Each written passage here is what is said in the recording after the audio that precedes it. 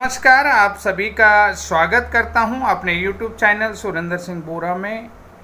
आज हम बात करते हैं BEd versus BTC, BEd versus DEd, BEd versus DElEd. तो ये तमाम तरीके के जो भी versus degree versus diploma joining teachers case हैं, उन केसों में क्या अभी अपडेट चल रहा है और इन फ्यूचर जो अपकमिंग फ्यूचर है उस अपकमिंग फ्यूचर में क्या होने वाला है, इन सारी चीज़ों को हम जानना चाहते हैं और क्या अपडेट है। जैसा कि आप सभी लोगों को पता है कि मध्य प्रदेश डीएलएड वालों ने मध्य प्रदेश हाई कोर्ट के जजमेंट को चैलेंज नहीं किया था, जिस जजमेंट में माननीय हाई कोर्ट जो है कि बीएड ज्वाइनिंग टीचर्स को सुरक्षित किया है, उस जजमेंट को चैलेंज नहीं किया है, बल्कि 8 अप्रैल का जो रिव्यू पिटीशन था, यानी कि देवेश शर्मा वर्सेस जो है कि बीएसटीसी वाला जो केस था, उसमें क्लेरिफिकेशन के बजाय कोर्ट ने जो है कि अपने पावर का प्रयोग करते हुए उसको रिव्यू पिटीशन कन्वर्ट किया था। तो उस 8 अप्रैल के जजमेंट को, जिसमें बीएड के लिए बोला था कि सब्जेक्ट टू आउटकम नहीं है और बीएड किसी तरीके से पार्टी नहीं है, तो उसी सब्जेक्ट टू आउटकम में देखिए बाय देम और ऑन देम वाला जो मैटर चल रहा है, उसी को लेकर के इन लोगों ने माननीय सुप्रीम कोर्ट में एसएलपी के माध्यम से चैलेंज किया है। तो देखिए उसमें डिटेल क्या है, ये हम सब बात करते हैं। आप लोगों को भी समझना चाहिए कि केस कहाँ पर जाएगा। देखिए सबसे बड़ी चीज़, एक चीज़ ये रही कि एमपी बीएड की तरफ से केविट वो सुप्रीम कोर्ट में नहीं लगाई गई थी इस केस में, जिसलिए जो है कि बीएड की तरफ से एक जो है 8 मई को सुनवाई हो चुकी है इस केस में। आगे क्या होगा ये ज़रूरी देखना होगा।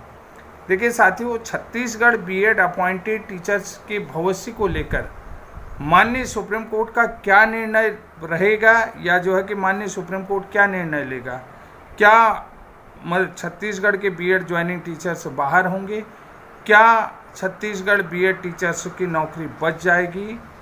कल अगर मैं केस को देखूं तो कल जो है कि माननीय सुप्रीम कोर्ट में केस की सुनवाई नहीं हो पाई, कोई भी कारणवश रहा होगा, क्योंकि मेरे को टाइम नहीं था किसी डिटेल स्टडी करने के लिए, तो इसलिए जो है कि किसी डिटेल स्टडी में मैं न जा करके पूर्व की जो सुनवाई हुई थी, आपने देखा होगा पास ओवर का खेल खेला गया था। उन्होंने कहा कि केस डिसमिस, 100% डिसमिस। ये देखा पहले जो है कि अगर बीएड ने पास ओवर लिया है, क्योंकि एडवोकेट दूसरी जगह इंगेज थे, तो उन्होंने कहा बीएड हार रहा है। अब फिर बाद में जो है कि डीएलएड वाले ने पास ओवर लिया, तो इस तरीके का ये केस चलते रहा। तो आगे देखिए इस केस में क्या होगा, ये तो मैं आप लोगों को पहले ही बता चुका हूँ। देखिए सबसे बड़ी चीज़ तो मैं आपको बता देता हूँ कि छत्तीसगढ़ बीएड ज्वाइनिंग टीचर्स में कहीं न कहीं मुझे खतरा तो अभी भी लग रहा है, महसूस हो रहा है। ये मेरा अपना ओन ओपिनियन है, किसी और का नहीं कह सकता हूँ। हो सकता है, मैं तो उम्मीद करूँगा कि बच जाए, लेकिन जिस तरीके से ये खतरा भी लग रहा है, तो इसके लिए कहीं न कहीं छत्तीसगढ़ सरकार जिम्मेदार है। छत्तीसगढ़ सरकार जो है कि बीएड ज्वाइनिंग टीचर्स को बचाने के लिए, देखिए माननीय हाई कोर्ट में भी पार्टी नहीं बनी, और अब देखिए सुप्रीम कोर्ट में भी जो है कि छत्तीसगढ़ सरकार बीएड का स्टैंड नहीं लेगी, बीएड ज्वाइनिंग टीचर्स का। इसलिए भी जो है कि मैं छत्तीसगढ़ के बीएड अभ्यर्थियों से निवेदन करूंगा, जो ज्वाइनिंग टीचर्स हैं वो जो है कि थोड़ा सा अपने एडवोकेट पर भरोसा रखना पड़ेगा, और ब्रीफिंग बड़ी अच्छे से करनी पड़ेगी, क्योंकि उनके एडवोकेट तो सीनियर ही हैं। तो जहाँ तक बात समझ में मुझे आती है, क्योंकि सबसे बड़ी चीज़ हो गया कि एडवोकेट की तरफ से भी छत्तीसगढ़ के शिक्षा मंत्री से बात की गई कि वो जो है कि बीएड ज्वाइनिंग टीचर्स का स्टैंड लें। तो जो भी एक सोशल रिस्पॉन्सिबिलिटी गवर्नमेंट की होती है, या गवर्नमेंट की अपनी रिस्पॉन्सिबिलिटी होती है, वो उस रिस्पॉन्सिबिलिटी का, उस दायरे का उन्होंने उपयोग करना चाहिए। और छत्तीसगढ़ के लगभग 4500 शिक्षक हैं ज्वाइनिंग, कम भी नहीं हैं, और उन बेचारों की गलती भी क्या है ये भी बता।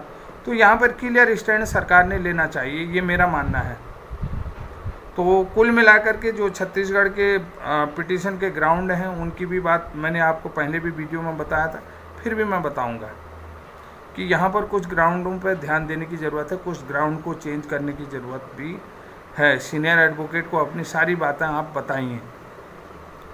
और सबसे बड़ी चीज़ है कि मैं आपसे पुनः रिक्वेस्ट करूं कि आप कहीं न कहीं अपनी सरकार से कहिए कि भाई आपका स्टैंड वो लें माननीय कोर्ट में। अगर सरकार स्टैंड नहीं लेगी, क्योंकि सुप्रीम कोर्ट ने 8 अप्रैल को अपना जजमेंट दे दिया गया है, यानी कि उसमें रिव्यू पिटीशन में जो है कि ऑर्डर जारी कर दिए हैं, तो ऐसे में देखिए सुप्रीम कोर्ट ने भी स्पष्ट रूप से कह दिया है कि उन्होंने जो 2 पॉइंटों पर जजमेंट दिया है वो 2 पॉइंट बड़े सॉलिड पॉइंट हैं। तो वहाँ पर देखिए अब सरकार ही अगर आपका स्टैंड नहीं ले रही है तो कुल मिलाकर के ये बहुत बड़ी चीज़ है। और इन फ्यूचर क्या होगा ये तो भगवान ही जाने, मैं कुछ नहीं कह रहा हूँ। इसमें आगे क्या हो सकता है ये भी सुप्रीम कोर्ट ही बताएगा, और आपके केस में आपके एडवोकेट कितने स्ट्रांगली उस पॉइंट को बचा करके लाते हैं। अगर वो बचा लाते हैं तो काबिल तारीफ़ है, बहुत अच्छी तरीके से आप लोग मेहनत कर रहे हैं। मैं आपकी मेहनत पर भी कोई डाउट नहीं कर रहा हूँ, क्योंकि बराबर आप दिल्ली में भी डटे हुए हैं, एडवोकेट से ब्रीफिंग कर रहे हैं। तो यहाँ पर किसी भी प्रकार की कोई भी मुझे संदेह तो नहीं है, लेकिन संदेह है कि सरकार का आपका स्टैंड न लेना, ये संदेह के घेरे में आता है। दूसरी बात, कुछ ग्राउंड्स को आप अच्छी तरीके से रीड करें कि उसका पूरी डिटेल दिखे, क्योंकि सारी चीज़ें मैं यहाँ पर वीडियो में बताऊँगा तो खतरा हो सकता है। तो कुछ ग्राउंडों को लेकर के आप अपने एडवोकेट से ब्रीफ देखें। तो आप बात करते हैं Madhya Pradesh BEd versus DEd वाले केस की बात की जाए तो मध्य प्रदेश में जब सरकार ने बीएड को बचा लिया है तो उसके बाद डीएलएड वाले मध्य प्रदेश बीएड प्राथमिक शिक्षकों को बाहर निकालने के लिए सुप्रीम कोर्ट में जो एसएलपी दायर की है, तो उसमें अब क्या हो सकता है। जैसा कि हम पूर्व के वीडियो में भी बता चुके हैं, आपको कुछ भी नहीं हो सकता है। यानी कि जजमेंट जो सरकार ने दे रखा है वो बिल्कुल नहीं, सॉरी, जो जजमेंट सुप्रीम कोर्ट ने दे रखा है और सरकार ने जो आपका स्टैंड लिया है वो बिल्कुल सही जगह पर लिया है। आप मध्य प्रदेश वाले बीएड ज्वाइनिंग टीचर्स को कोई खतरा नहीं है, क्योंकि मध्य प्रदेश में क्या हो सकता है मैंने आपको व्यक्तिगत तौर पर भी बताया था, और आपकी नौकरी सुरक्षित है, क्योंकि यहाँ पर कोई सब्जेक्ट टू आउटकम है ही नहीं और बीएड कोई पार्टी है ही नहीं।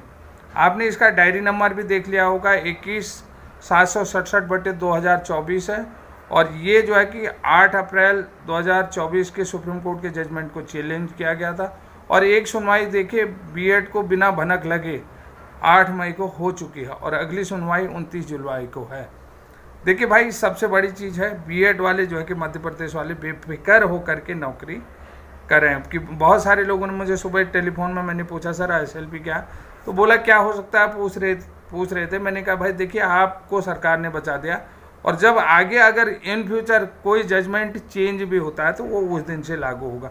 और बाय देम ऑन देम का जो खेल है वो बहुत बड़ा खेल है। बाय देम में भी जो है कि बीएड को कोई खतरा नहीं है। यहाँ पर मैं एक बात मेरे ध्यान में देना मध्य प्रदेश वाले, बाय देम में भी बीएड को कहीं खतरा नहीं है, और ऑन देम में भी बीएड को कहीं खतरा नहीं है, बल्कि जो है कि ऑन देम भी करते हैं तो विज्ञापन वाले भी सुरक्षित होते हैं जिनकी ज्वाइनिंग नहीं हुई है। ये मैं आपको बता देता हूँ, बहुत ये हिंट काफ़ी है। ऑन देम, अगर वो ऑन देम कहते हैं ना, तो मध्य प्रदेश के अलावा छत्तीसगढ़ वाले भी जो सुरक्षित हो जाते हैं, उनके द्वारा और उन पर वाले में बहुत अंतर हो जाता है।